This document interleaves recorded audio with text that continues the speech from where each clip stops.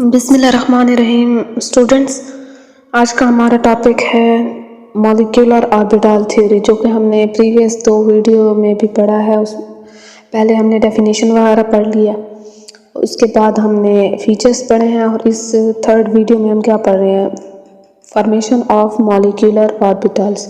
Formation of molecular orbitals जो है, उसमें पहले हमारे पास क्या आता है, 2 ऑर्बिटल्स मॉलिक्यूलर ऑर्बिटल 2 किस्म के बनते हैं। एक हमारे पास कौन सा बनता है, बॉन्डिंग मॉलिक्यूलर ऑर्बिटल, जो कि स्टेबल होता है और जिसकी लो एनर्जी होती है। ठीक है। दूसरा हमारे पास था एंटी बॉन्डिंग मॉलिक्यूलर ऑर्बिटल, और उसकी क्या थी, हायर एनर्जी थी। ठीक है। ये हमारे पास 2 किस्म के मॉलिक्यूलर ऑर्बिटल बनते हैं। किससे? एटॉमिक ऑर्बिटल से मिल के बनते हैं। अब हमारे पास जो है फॉर्मेशन ऑफ मॉलिक्यूलर ऑर्बिटल में देखें, quantum mechanics specify that we can get molecular orbital through the linear combination of atomic orbital, that is by adding and subtracting them. How do we add or subtract orbitals? वो कहते हैं कि जो हमारे पास quantum mechanics है ना, quantum mechanics तो physics में भी आप लोगों ने शायद ये चीज़ पढ़ी है, और केमिस्ट्री में भी ये है। जैसे हमने क्वांटम नंबर पढ़े हैं, एजीम्यूथल और ये वाले एल और एम जो फाइंड करते थे फर्स्ट सेकंड ईयर में, ये लोग आप लोग पढ़ चुके हैं। ठीक है।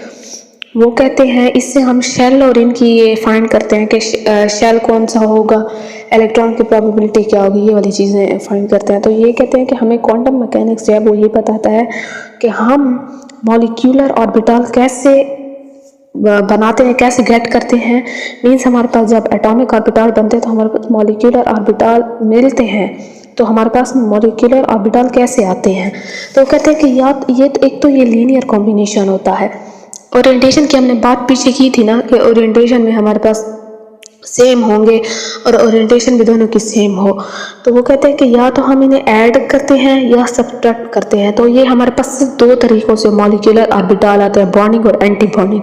वो किस 2 मॉलिक्यूलर ऑर्बिटल हैं, तो वो भी 2 तरीक़ों से आएंगे, या हम उनके ऑर्बिटल्स को ऐड करेंगे या सब्ट्रैक्ट करेंगे। वो कहते हैं कि अब हम ऐड या सब्ट्रैक्ट कैसे करते हैं। N atomic orbital is an electron wave.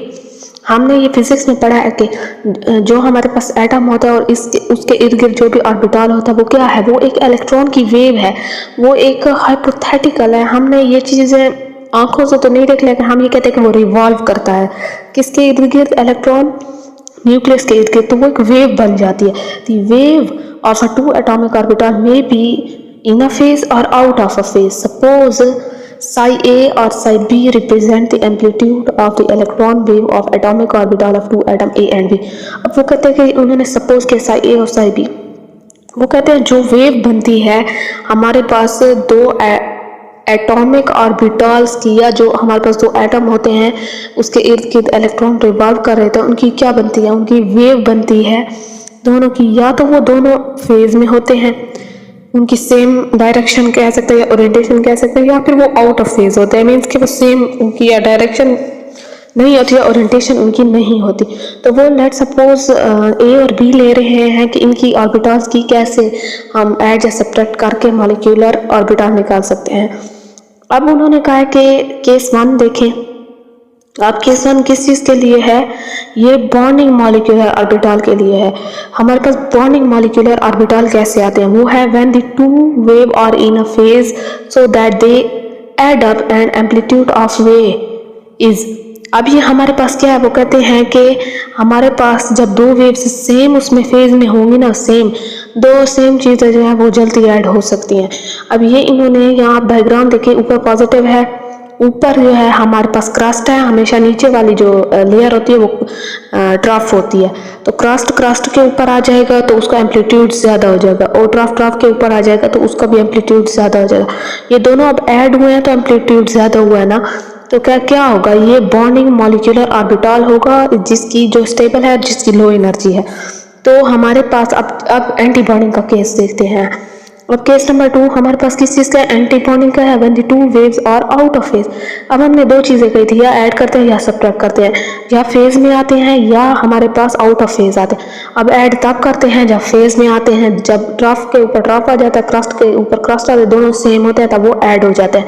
और जब वो ऐड हो जाते हैं तो हमारे पास क्या आता है, वो बॉन्डिंग मॉलिक्यूलर ऑर्बिटल बन जाता है। अब हमारे पास केस नंबर 2 है ना, उसमें हमारे पास आउट ऑफ फेज है।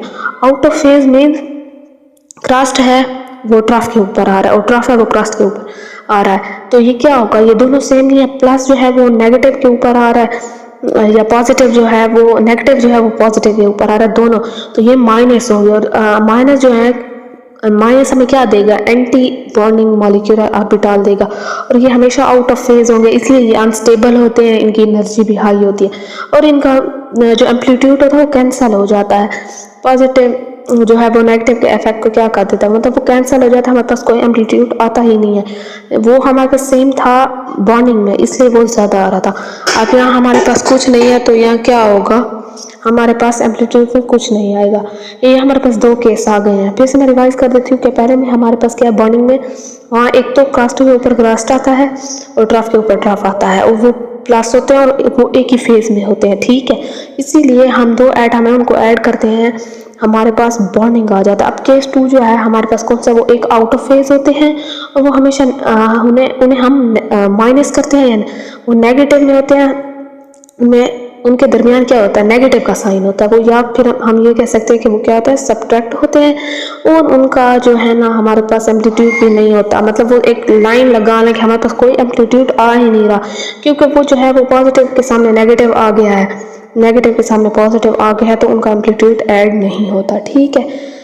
अब फिर से ये जो है हमारे पास सिर्फ 2 केस थे बॉन्डिंग, और अब अगली जो वीडियो होगी हम उसमें characteristic of bonding molecular orbital पढ़ेंगे और फिर उसके बाद एंटी बॉन्डिंग भी पढ़ेंगे इंशाल्लाह। अल्लाह हाफिज़।